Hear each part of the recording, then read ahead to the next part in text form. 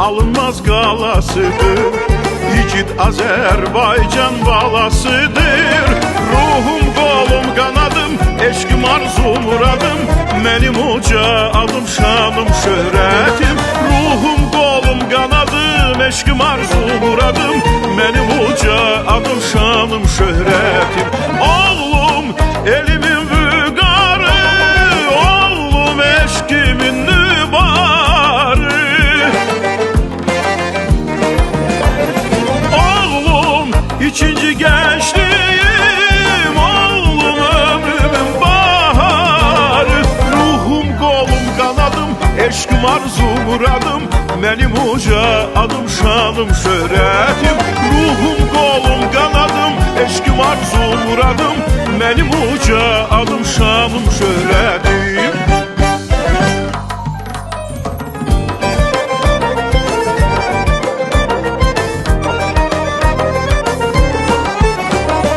Oğul ata, ananın ürəyidir.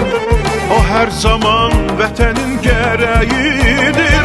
Ruhum, qolum, qanadım, eşkim, arzum, muradım, mənim uca adım, şanım, şöhrətim. Ruhum, qolum, qanadım, eşkim, arzum, muradım, mənim uca adım, şanım, şöhrətim. Oğlum, elimin vüqarı, oğlum, eşkimin nübarı.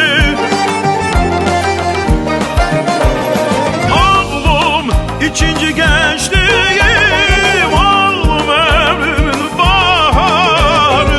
Ruhum, qolum, qanadım, eşkim, arzum, muradım, mənim uca adım, şanım, şöhrətim. Ruhum, qolum, qanadım, eşkim, arzum, muradım, mənim uca adım, şanım, şöhrətim.